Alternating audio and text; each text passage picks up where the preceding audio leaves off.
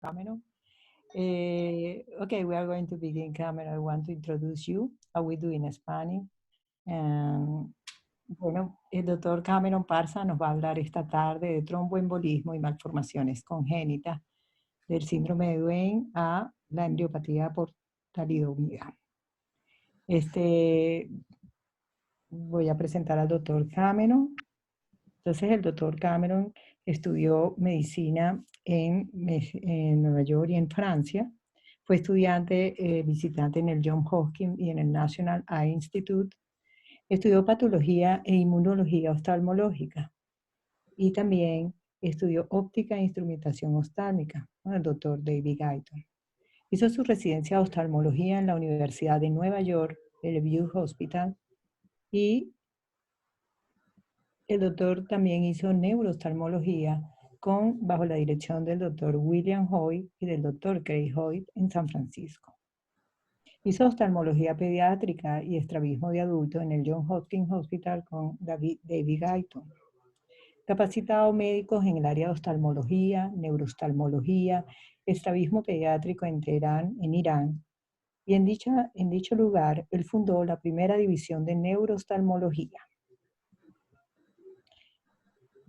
El doctor también estuvo en el Johns Hopkins Hospital trabajando en enfermedades oculares y hereditarias, donde tuvo su formación también. También trabajó en la división de oftalmología pediátrica, estrabismo en adultos con David Guyton.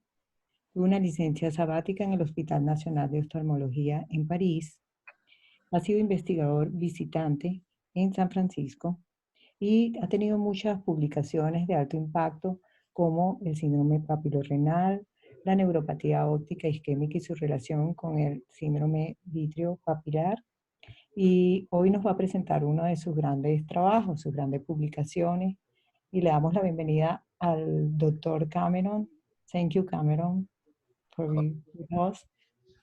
Well, thank you for inviting me and for such a nice introduction, reminding me of things I long ago had to look. Okay, you can share the screen. Okay, so I hit this, and then I click on this. Click again. Mm-hmm. Okay. Okay, I will disappear. I will be here. So do you see everything?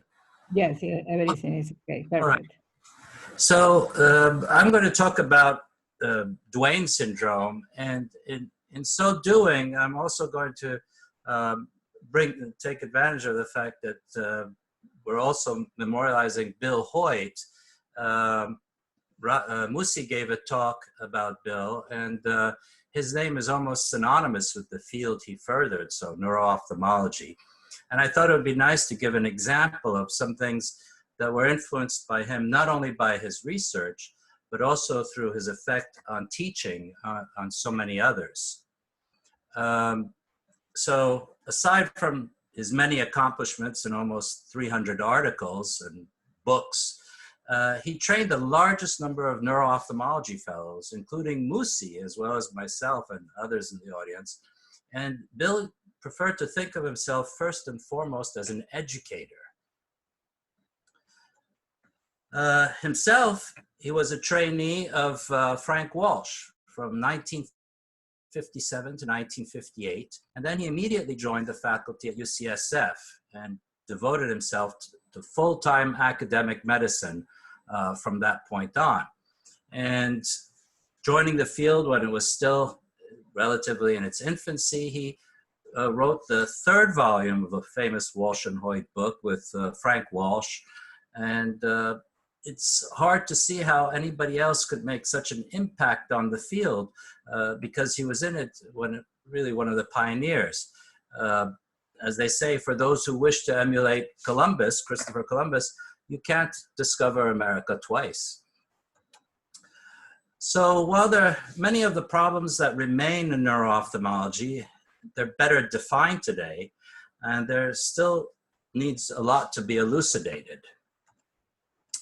Bill Hoyt trained many fellows, as I just said. In the 1960s, this is the list of the fellows that he had.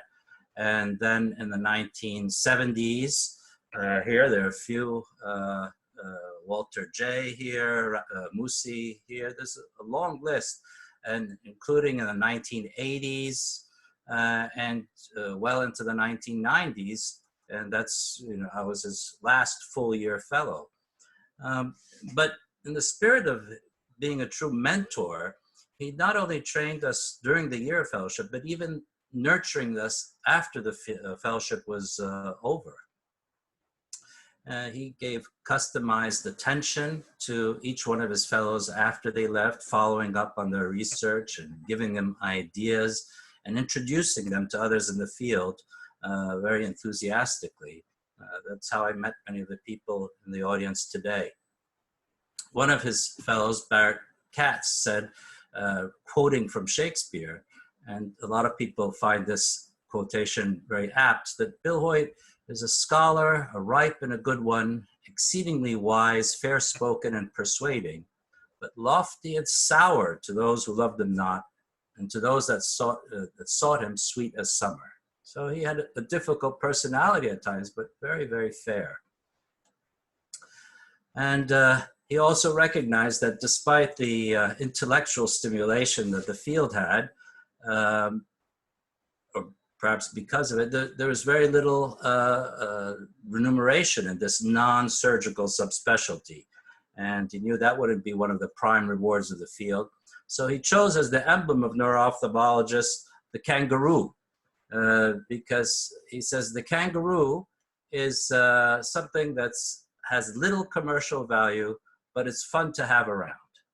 And I have my kangaroo tie somewhere, but I didn't put it on because of coronavirus. Neuro-ophthalmology, we know, has been growing. He helped found the NANOS meeting, and there have been the International Neuro-Ophthalmology meeting that was grew out, and the Neuro-Ophthalmology Society of Australia, many other meetings that go on. And it's recognized as essential to giving high quality care, that it actually saves money because more people know about neuro-ophthalmology, the fewer expensive tests they order. I met Emily at the Walsh meeting in 1997 while I was a fellow with Bill Hoyt, and she was doing a fellowship at that time with Tom Hedges, a Bill Hoyt, former Bill Hoyt fellow, and she, of course, worked with Musi as well. I think she's one of the few people I know who did 2 complete neuro-ophthalmology fellowships with Bill Hoyt fellows. And what she asked me to present today is a demonstration of some of the things I've said about Bill. And so I'll just go into that now. It's about Duane syndrome pathophysiology, how we can go back in order to get ahead a little further. This was published in that article that Emily distributed to you with my colleague, Matthew Robert, whom himself met Bill a few times, but trained with one of Bill Hoyt's fellows, that is Gordon Platt, who was a fellow with Bill from '89 to 1990. So just to go over what Duane syndrome was briefly, it was first, there was one case reported by Stilling in the 19th century and another single case by Turk, but Thomas Duane, Alexander Duane, collected about 40 cases, and he clearly defined it as a limitation of abduction with globe retraction on attempted adduction. And what's sometimes forgotten is that adduction is also limited to some extent as well. They always have a distant point of near convergence.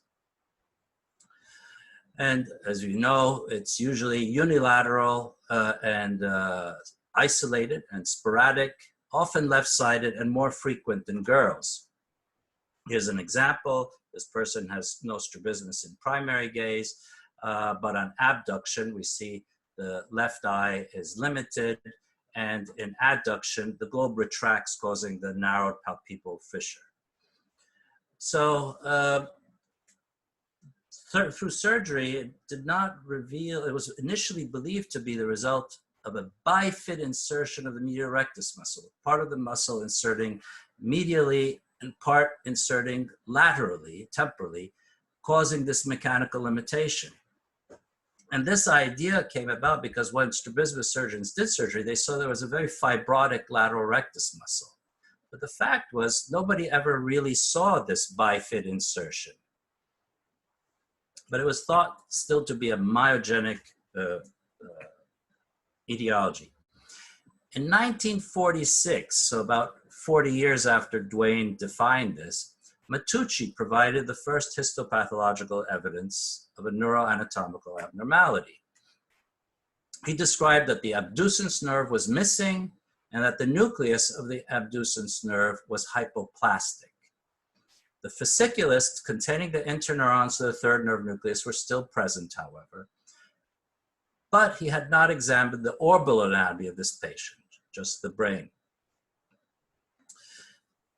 About 10 years later, there were electromyographic studies done by Brynan in New York, who revealed that the lateral rectus muscle did not receive any innervation during attempted abduction, but it did during attempted adduction. And so by 1964, others, including Huber, had confirmed and elaborated on these findings. Bill Hoyt began to think that this was a neurogenic abnormality with these EMG findings that were present, rather than a myogenic mechanism, despite what was seen as this fibrotic lateral rectus muscle on strabismus surgery. And so when there was a visiting medical student, Harald Nachtigaller, coming from Germany with Bill, Bill decided to put together all the findings, autopsy and EMG findings together. And he told Harald, go to the library and find all the available literature on the anatomy of the sixth cranial nerve, and don't come back until you find everything available. I don't have a picture of Harald Nachtigaller, but that's how Bill Hoyt looked in those days.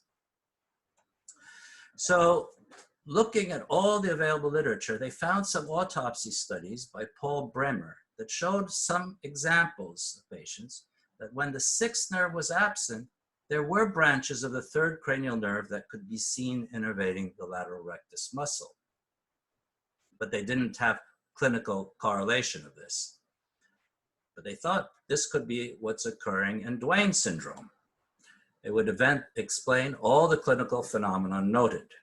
So they wrote this paper up, and it was rejected by Archives of Ophthalmology, but it was eventually accepted by the American Journal of Ophthalmology. And this was a misinnervation syndrome they described.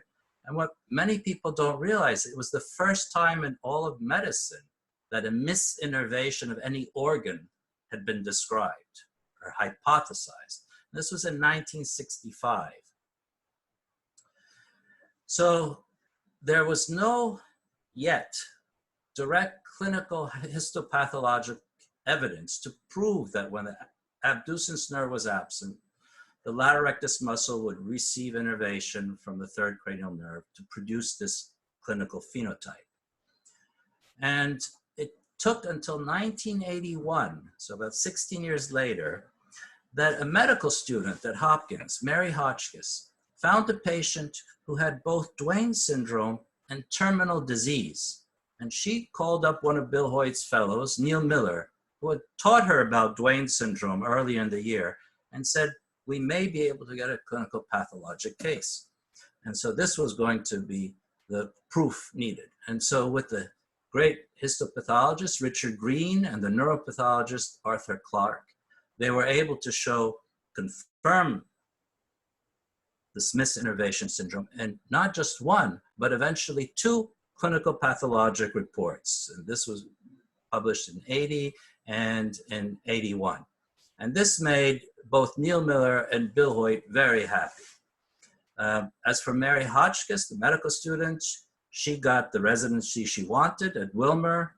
And other people were saying, if you have Duane syndrome as a patient, don't go to Johns Hopkins. You may not come out alive. It was very suspicious to others how they got two cases so quickly.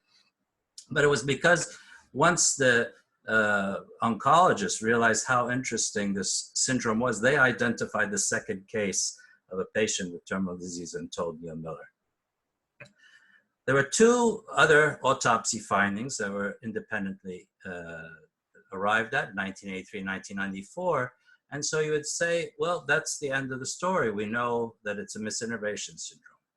But despite this, many strabismologists remained unconvinced that this was the predominant cause of Duane syndrome. They said maybe there's a subtype where it's due to misinnervation, but the lateral rectus muscle looks so unusual to us, we don't think that it's, we still think it's a myogenic cause.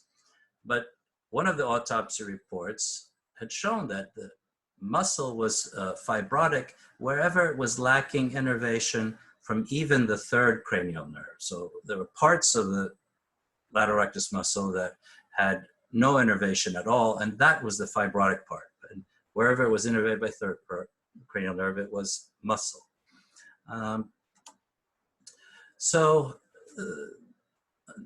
There was still some controversy, especially amongst the pediatric ophthalmologists, that Duane syndrome still had other causes. But by what cause, they didn't say anything. So eventually, MR imaging improved to the point where the abducens nerve might be detected in vivo. And it's particularly just when the sixth nerve exits the pons and before it enters Dorello's canal, that this part is just CSF fluid and with no other soft tissue around it, that it could be detectable by MR imaging. And it was actually another one of Bill Hoyt's fellows, Masuto Hashimoto, who had imaged the fourth cranial nerve in about 1994, who told Bill that it may be possible to detect other cranial nerves using MR imaging. And so, as they say, chance favors prepared minds. And when I was a fellow with Bill, we were visiting the neuroradiology suite at UCSF, and the chief of neuroradiology had mentioned to us that a patient with that syndrome Bill you described years ago, Duane syndrome, she was visiting the hospital and had had a fainting spell and fell, and they were going to do a CT scan on her to rule out any hemorrhage. And we just were surprised at the coincidence in finding, and this is the patient, Sasha Dulac, who's an eye movement specialist from San Diego, who demonstrates for us the Duane syndrome that she had. This is the person who fell. So in straight ahead gaze, nothing. And then when she looks to that side, I already showed these pictures, lack of abduction, and here globe retraction on attempted adduction. So we asked her if we could do an MRI on her in addition to the CT scan and see if we could detect the absence of the abducens nerve. And she told us, yes, as long as you keep my name on the paper too. So we did the imaging here, and we could see on the right side, we could see the abducens nerve leaving the pons, but in none of the sections could we see it on the left side. It was absent on the left side. So we saw, oh, wow, we detect absence of the sixth cranial nerve. So there were 4 autopsy cases, and now 1 MR case. Indeed, Sasha Dulac's name is on the paper here that we published. Now, I know some of the people in the audience know Sasha Dulac. She has a successful career in eye movement disorder. She published this paper with David Z and Jorge recently, and many others. But despite 4 autopsy cases and neuro-ophthalmology cases, instance here, as Craig Hoyt pointed out, I said, this isn't going to convince strabismologists. They think you might have been just lucky finding a subset of Duane syndrome patients that happened not to have sixth nerve present, but it doesn't explain everything. So the notion was passed on to a visitor from Korea, Chongmin Hwang, that it would be ideal to do MR imaging in a series of patients, consecutive patients, to show that this is always the case, that they have an absence or abnormal abducens nerve. And so she did that. She went back to Korea, and it was with her colleague, Kim.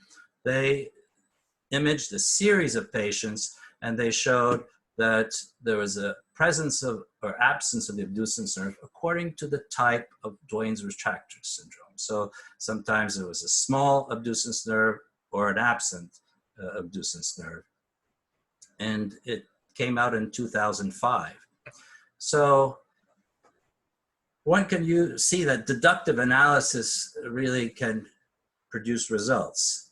After a century of being described clinically, the neurogenic etiology of Duane syndrome was finally established to the satisfaction of all, and it was unnecessary to develop new hypotheses. The sixth nerve could be absent or hypoplastic, as the original Hoyt-Nachtigaller hypothesis had hypothesized, in order to have this misinnervation of the lateral rectus muscle.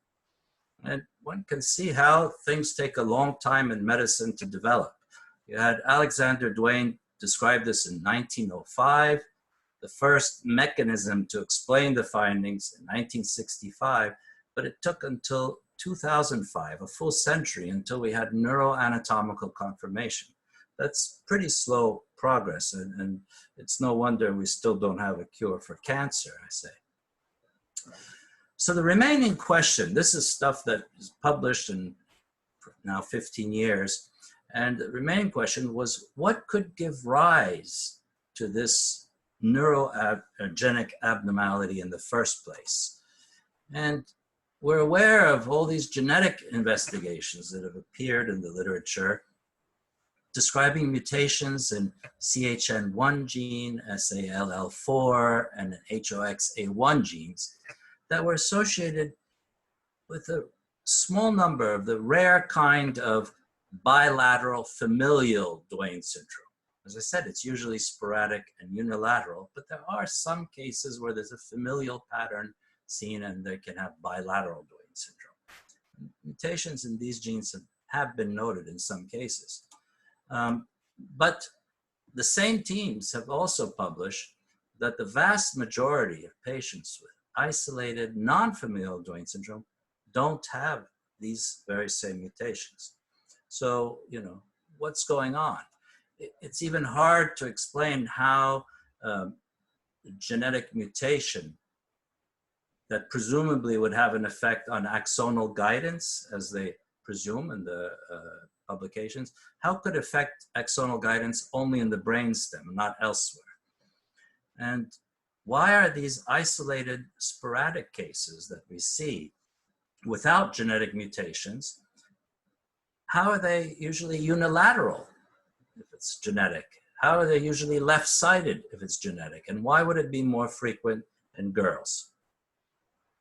So going back a little further, let's look again at the 1965 Hoyt-Nachtigaller hypothesis. If we look simply at the clinical aspects of Duane syndrome, the lack of any ipsilateral horizontal gaze palsy or contralateral gaze-evoked nystagmus, as we would see in a sixth nerve syndrome, tells us that there has to be persistence of the third cranial nerve interneurons, which is what Matucci saw in 1946, and the cell groups of the paramedian tracts, which prevent nystagmus. As I said, Matucci did see the interneurons in 1946 and commented on them. The paramedian tracts weren't discovered until the 1950s, so he didn't make a comment on that. So in other words, if this is the sixth nerve nucleus, and we have the interneurons that go to the contralateral oculomotor neurons nucleus, we know they're intact because there's no horizontal gaze palsy. And we know they're intact from Matucci's work when he did his autopsy finding. So these interneurons are intact. The paramedian tract cells we know are intact too. These go to the cerebellum. They were described in the 1950s after Matucci's autopsy study. We know they're intact because there's no gaze-evoked nystagmus. If these had been interrupted, we would have nystagmus, which we don't in Duane syndrome. So what does this mean? That means that the site of the insult has to be in this part of the motor neurons of the abducens nerve. The insult can't be here, and it's not involving the nucleus. The nucleus is hypoplastic, we know, but it's still present. So that means whatever is happening in utero to cause this Duane syndrome, it has to be here in the trunk. Now, what could be the insult responsible? Well, there's another phenomenon that reminds us of Duane that could give us clues. That's the benign recurrent sixth nerve palsy of childhood. What's special about that? It's also isolated, it's also sporadic, it's also predominantly left-sided, and it's also more frequently noted in females. So that could be some postnatal equivalent of what's happening in utero to create the congenital Duane syndrome. These are some papers that talk about benign sixth nerve palsy of childhood. And although it's often called benign, many cases nonetheless do leave a residual sixth nerve palsy, paresis, indicating that there's some degree of permanent axonal damage that occurs in these childhood cases. Now, if that's happening after birth, imagine what would happen in utero. Not only would you get anterograde axonal degeneration, but apoptosis and retrograde degeneration with possible disappearance of the sixth nerve trunk.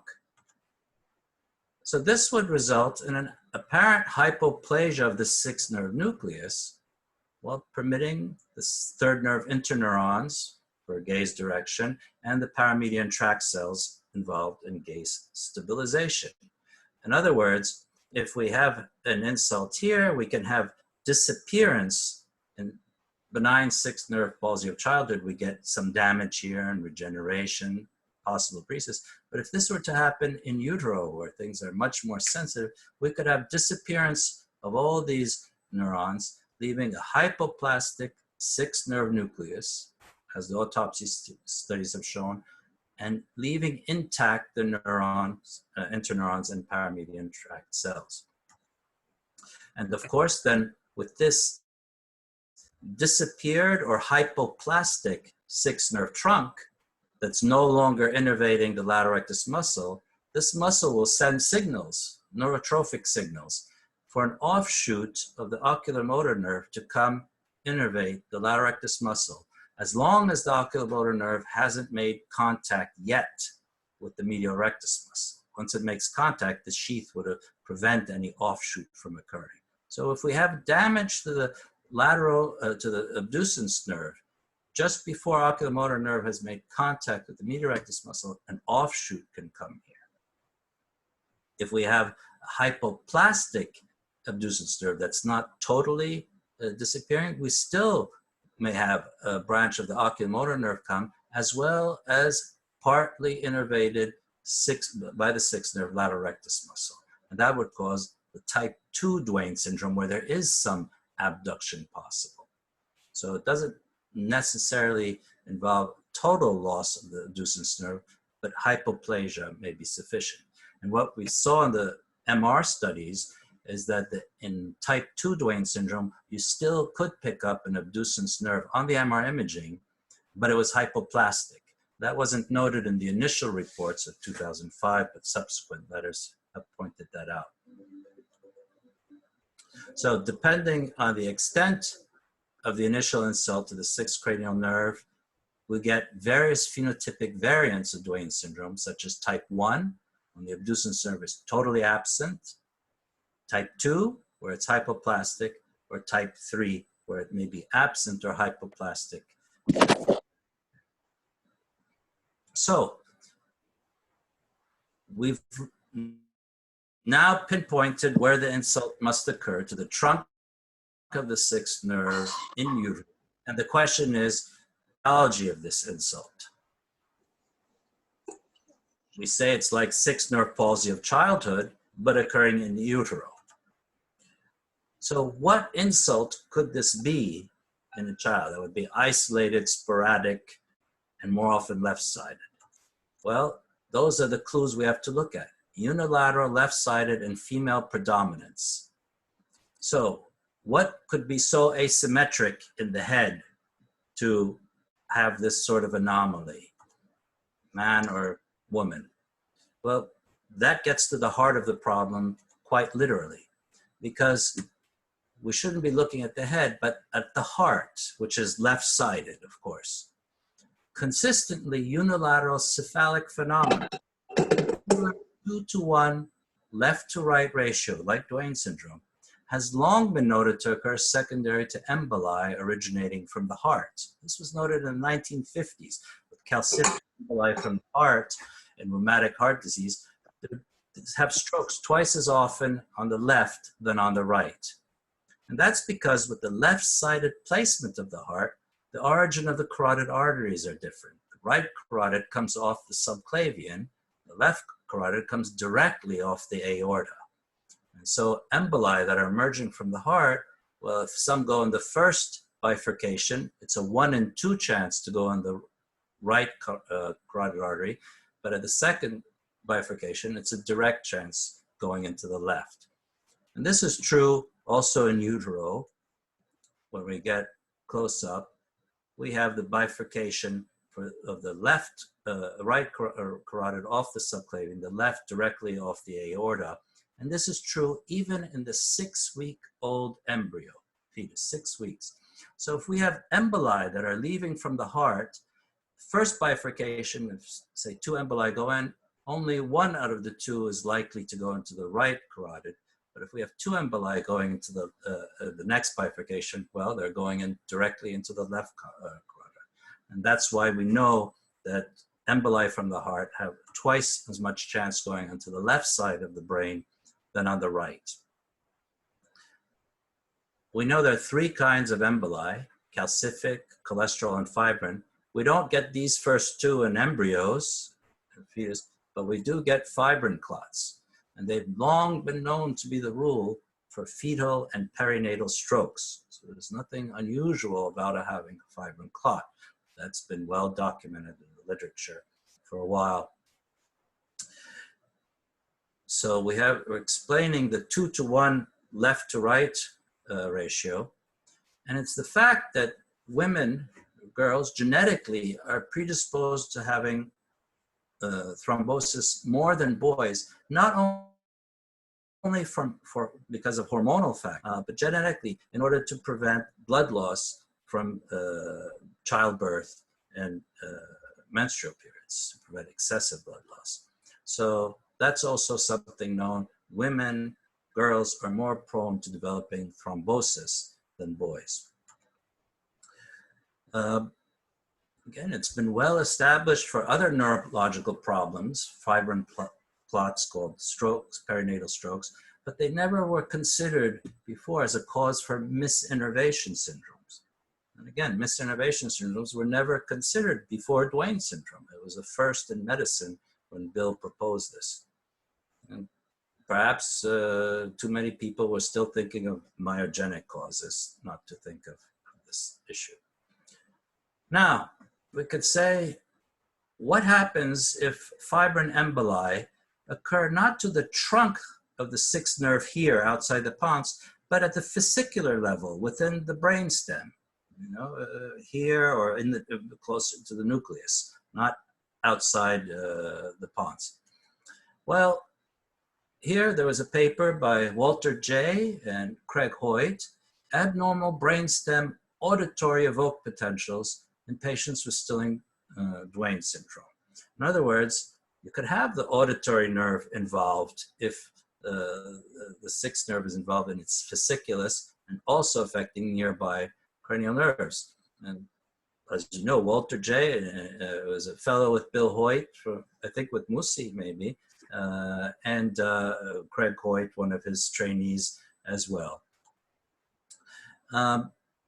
If you have lesions to other cranial nerves, not just the 6th, you could have other phenomena that occurs if the emboli goes right. And you have congenital crocodile tears, always ipsilateral to Duane syndrome, that were described by David Taylor. Again, another one of Bill Hoyt's fellows, here with his wife Anna, which is, again, a potent indicator to the origin of Duane syndrome. So such associations point to a more proximal fascicular involvement of, say, these fibrin clots within the brainstem that can also cause Duane's associated with other problems.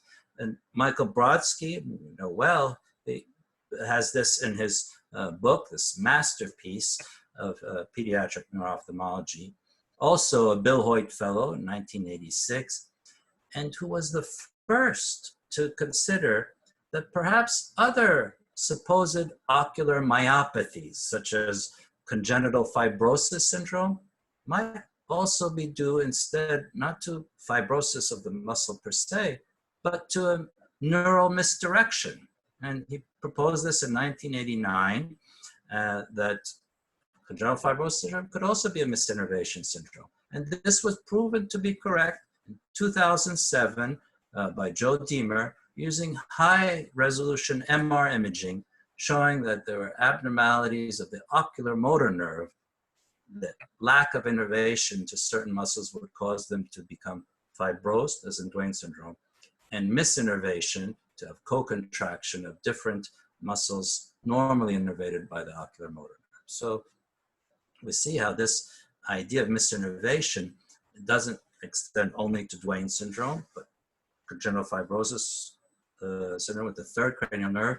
And in fact, when we look at other misinnervation syndromes we know about, congenital facial palsy, what was unappreciated was that these two are often left-sided and often female predominant. So what about other misinnervation syndromes we recognize now? Congenital ptosis, Marcus-Gunn syndrome. Yes, these are more often on the left side and more often in girls. Should we be so surprised? The possibility of ischemic events and the pathogenesis of the Mebius syndrome, which is a cousin of Duane syndrome with aberrant tear, has long been supported by imaging and necropsy studies that showing calcifications in the brainstem. But these haven't been disputed to have a vascular etiology, leading to the concept of a subclavian artery disruption sequence that was published in several publications. And when they did CT scans, you could see calcifications in the brainstem of these children. But these were more widespread ischemic insults that involved the new nerve nuclei as well. And here, instead of substitutive innervation, you had gaze palsies.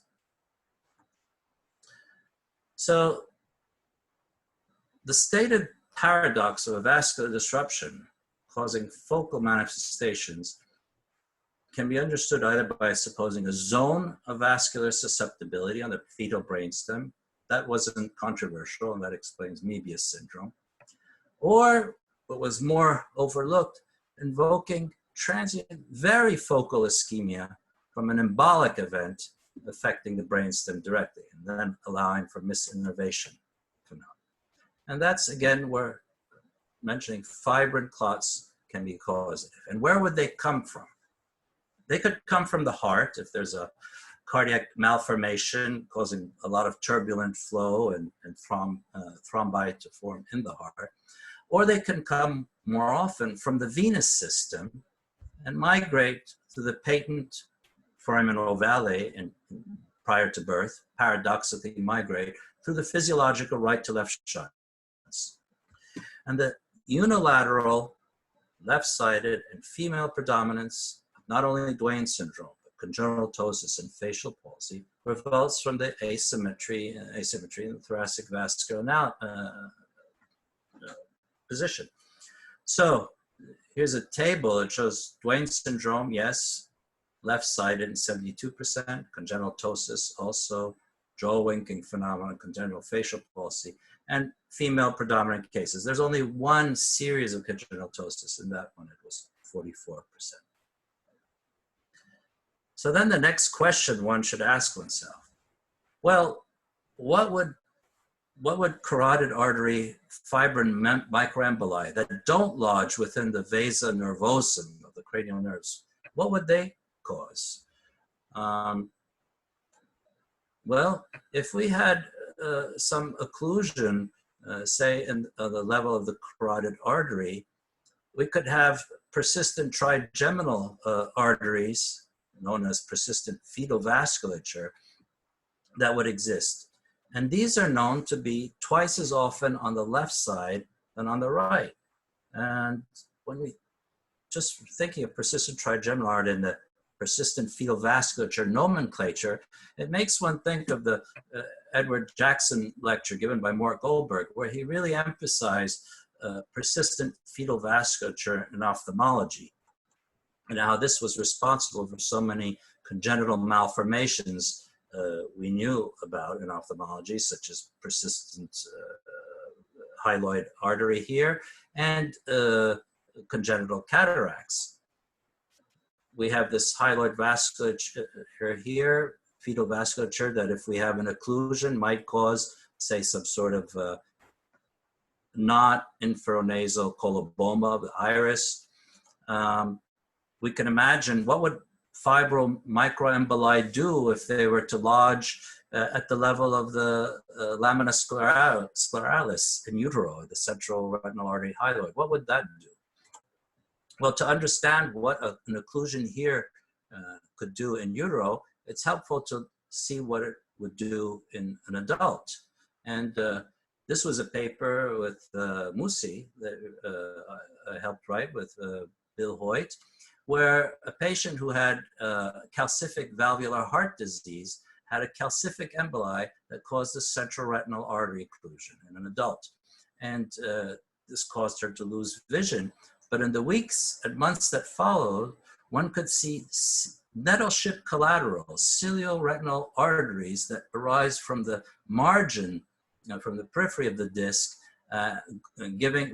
resuming flow to the retina periphery. Too late to save vision in the eye, but nonetheless, we see all these cilio-retinal arteries that emerge postnatally because of a complete occlusion of the central retinal artery. And I know you know about these things because Musi and Emily found a few more of these cases that they published as a series.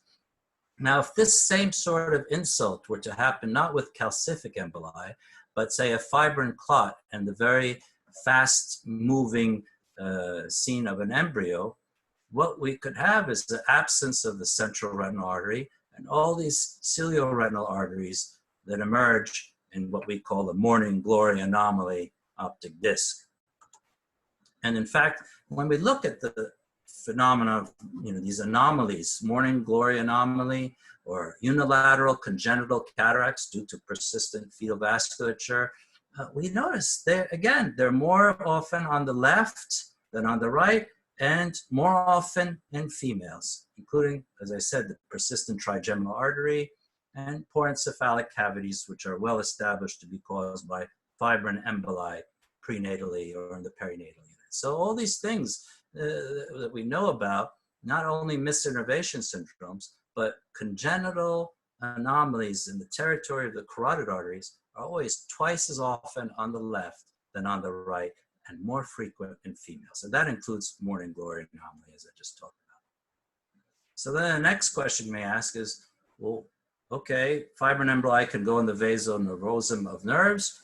It can block larger arteries. What about emboli that don't even end up cephalically, that don't go in the carotid arteries or the vertebral arteries, they just go elsewhere in the body? What effect would that produce?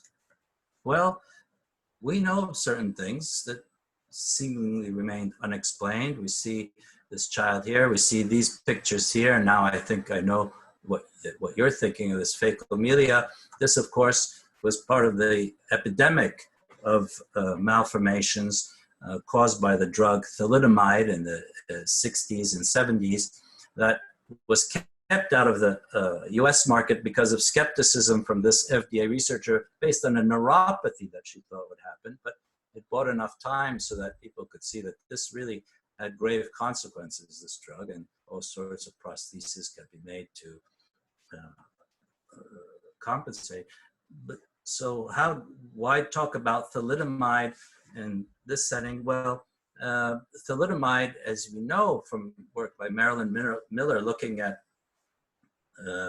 registries in Scandinavia, is associated with producing Duane syndrome. When it's taken at the 6th week of pregnancy, thalidomide causes Duane syndrome.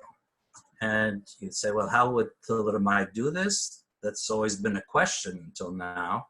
And the question is answered by the fact that when thalidomide was given later for other causes, not morning sickness, it's been found to be a very potent thrombogenic agent. And so patients who receive thalidomide, now they have to be given blood thinners because they get it's a thrombogenic agent and a very potent one at that. So that's the answer to a nearly 60-year-old mystery. The multiple and varied symptoms of thalidomide embryopathy are simply the result of the emboli it causes during a critical period of gestation, when the blood vessels precede tissue and organ development. If you occlude a blood vessel before there's been tissue that's grown around it, that tissue will never grow. If the tissue has already grown and you block a blood vessel, the collaterals can form, and you will not lose the limb or the organ. But at the critical period, when it's only a blood vessel, occluding it then will cause you not to develop that limb. So the risk factors for the development of emboli in utero are something we have to look at, and the risk factors, we know about them. In fact, they're all the things we say we shouldn't do during pregnancy. Risk factors can be medications. Thalidomide isn't the only one. It can be malnutrition, of course, dehydration that causes a lot of venous emboli, alcohol, dehydration also, infections, trauma, ionizing radiation, Antiphospholipid Syndrome, which maybe 2% of nubile females have, but if you, in its complete form, but in incomplete forms, up to 15% of women in Europe have some degree of antiphospholipid syndrome. And there are other autoimmune disorders as well.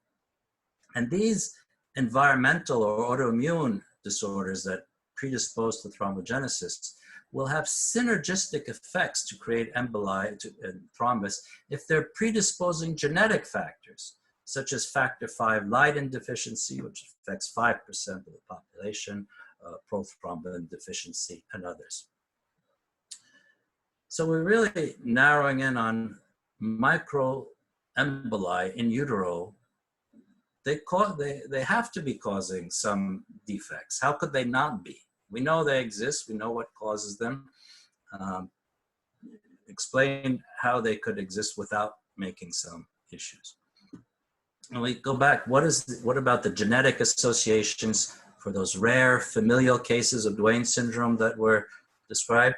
Well, the mutations in those genes that exist for those rare familial cases, they don't predispose to anomalies of axonal guidance. That's simply a presumption of the authors of those papers based on the fact that Duane syndrome is recognized as being a misinnervation syndrome. They never showed that it causes axonal guidance issues, let alone just in the brainstem or on the right.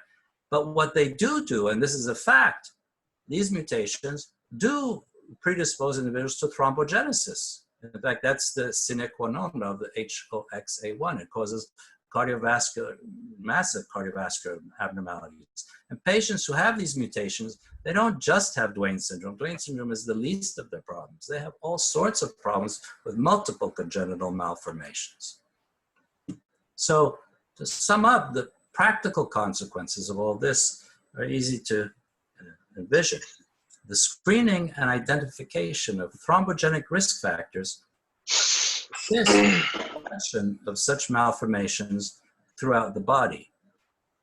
And so this Duane story, I think, demonstrates a lot of what Bill Hoyt emphasized. Collaborative teaching, having a whole group of fellows and fellows of fellows interested in issues and asking questions, framing them to deduce explanations, not be afraid to put forth hypotheses, but which can then direct others to corroborate them, like the autopsy studies or the MR imaging. Craig Hoyt was kind enough to write an editorial to encourage others to go look forth for more proof of this microemboli hypothesis for Duane syndrome and others. And I think those who trained with Bill know exactly what I'm talking about.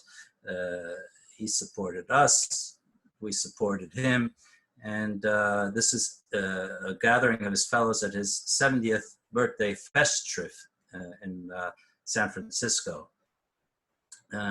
Bill, by the way, told me it was Musi here that taught him to think of his fellows as children, each with their own weaknesses and their own strengths, and to tailor the teaching accordingly.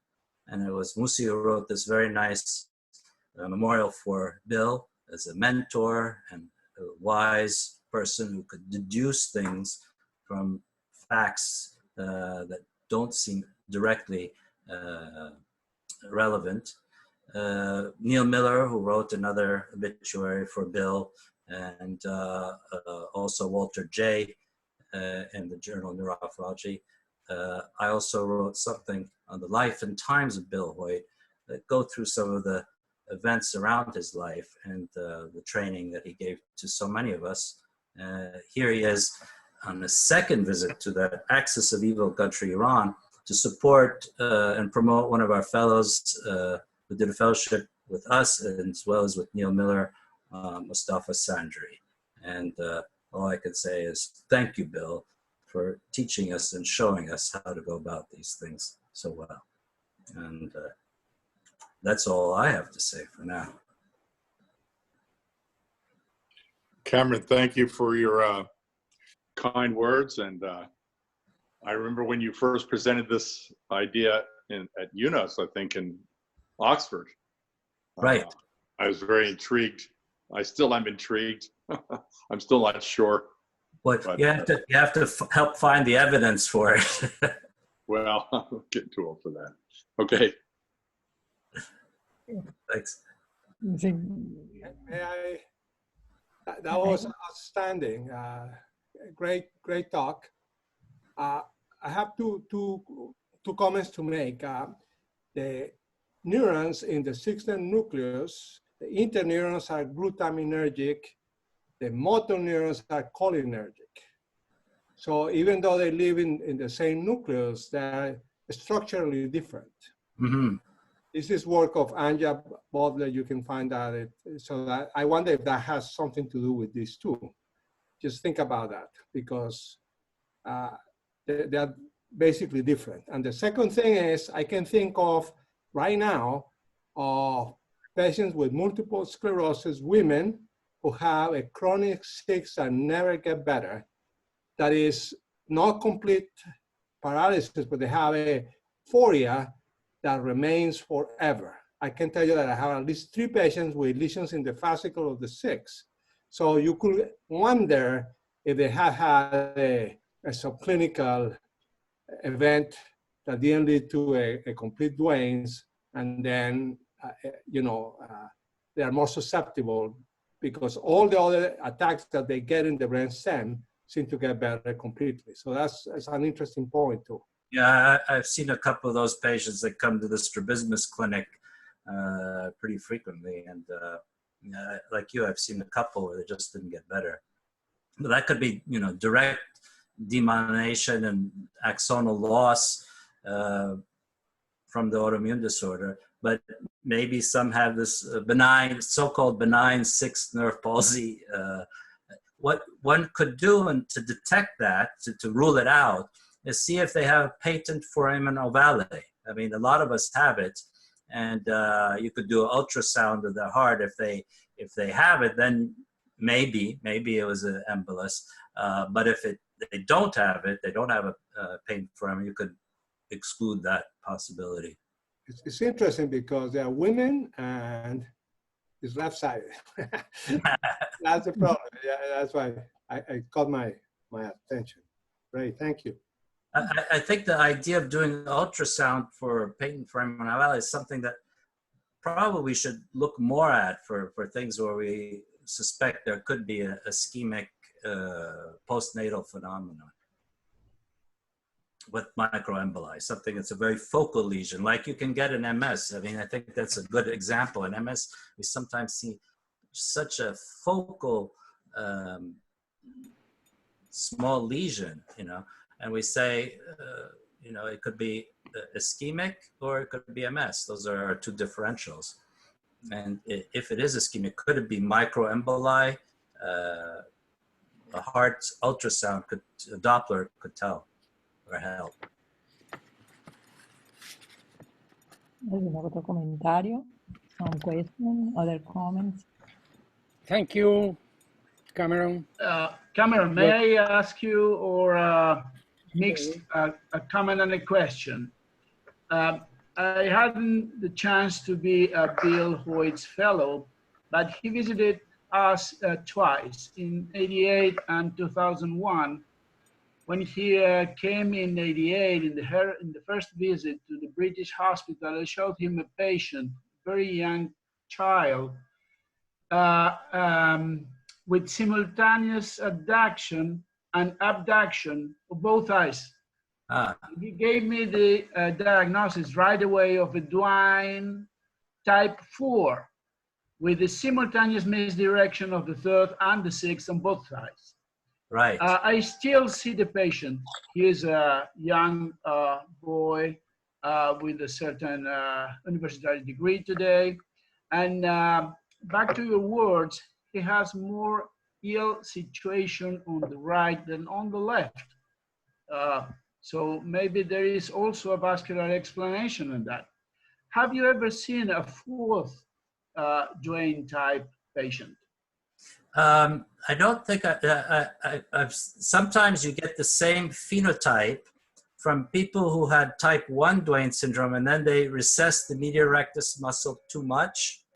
And then what happens is the innervation of the lateral rectus muscle by the third cranial nerve is it makes a stronger force for divergence than the recessed medial rectus muscle. So it's not a true Duane type 4, but it's called what Jan Palsy calls the ocular splits. When they try to converge, the eyes move apart. Sure. But in the type 4, I think Kim and Huang, they published another series of MR images, imaging of patients type 4. And what they found is you have, as you said in 1988, Bill told you, it's the sixth nerve that's absent or hypoplastic, but also the branch subnucleus of the third cranial nerve that goes to the medial rectus muscle that's hypoplastic. So it's rare, it's really rare to get that bilaterally, you know, to have the sixth cranial nerve affected as well as just the branch of the third cranial nerve. So it's possible, but it's rare. So, you know, you had one case and he gave them the diagnosis. Yeah, that's pretty good in '88 too, to say that it's a hypoplastic third cranial nerve as well. He also mentioned the theory was given by a doctor named Van Allen, who was a cousin of the other Van Allen who described the belt. Wow, the radiation. Yeah, yeah, sure. Interesting how things mixed over time. I'll look that up, Van Allen. That's easy to remember. Yeah, sure. Well, thank you anyways. It was an excellent presentation. Brilliant. It's good to see you, just even this way. Dr. Musi, si quiere hablar. Yes, I was astonished. Yours was a marvelous talk, Cameron. Thank you. And also, I thank you for remembering our friend and mentor, Bill Hoyt. Thank you very much. Thank you for all your teaching. I think Bill Hoyt was so happy that you went back to Venezuela and you taught so many others. I think that made him more happy than anything. Thank you, Cameron. Y somebody has another question. ¿Alguien tiene alguna cuestión, una pregunta? Emily, you have a question here. Marcela asked you, you have to follow this patient with the antiphospholipid test or echocardiogram? Well, I think it's a very good question. Their antiphospholipid syndrome has different degrees. If you have the 3 antibodies present, that's a small percentage of women who have that during pregnancy. But you still can get coagulating effects with 2 or even 1 of the 3 antibodies present. And if you look at any degree of antibody, antiphospholipid antibody for coagulation, it's really 9% of women in childbearing years. It's a large percentage. And what they have found in those who have the complete 3 antibody is present, 85% would have abortions, spontaneous abortions, stillbirths. And by giving heparin or aspirin during the pregnancy, and this has been well studied, the incidence of for normal births, it goes from 15% to 85% normal births. So what they haven't done, and I went with one hospital and it still hasn't been done, but it was in discussion, is look not only at how many stillbirths there are in antiphospholipid syndrome and how many are reduced when heparin, aspirin therapy is given, but the other congenital malformations. How often do they occur in antiphospholipid syndrome? Not just death, but malformations. And how much may they decrease with anticoagulation therapy? That's really, I think, the next step to do. If someone wants to do that study, it was a little difficult to do at the hospital that I had relations with, but that I think would be a very useful study. It goes right in what's being done in medicine anyway in the syndrome, but simply add looking at malformations and not just death. So, you know, what would you do if for the moment, if you know somebody with antiphospholipid syndrome, I would probably talk to the obstetrician and say, is there some way to, you know, reduce thrombosis as much as possible, and take that into account, yeah. And also, one can, if you want to go a step further, is look at factor 5 Leiden deficiency or other things. It may be that the people who are at most risk for having emboli in their fetus are people who have more than one factor.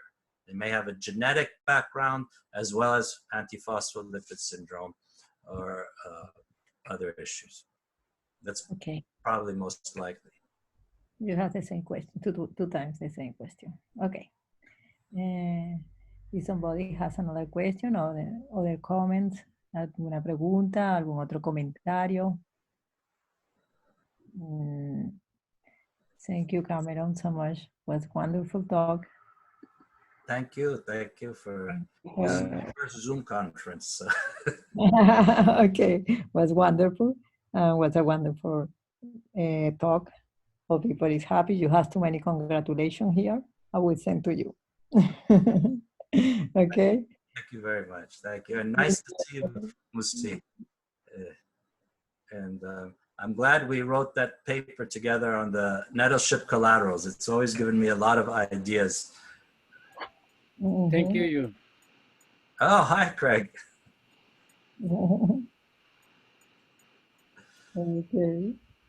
Yeah, we are ready. Well, ok, los veo entonces la próxima semana.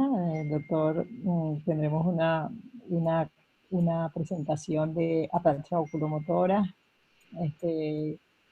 Les estaré enviando el link para la próxima semana con el doctor Guillermo Marroquí. Que tengan buen día. Hasta luego. Bye. Okay. Thank you. It was a pleasure to have you with us. Thank you so much. Bye-bye. Bye. Ciao, bye-bye. Goodbye. Bye.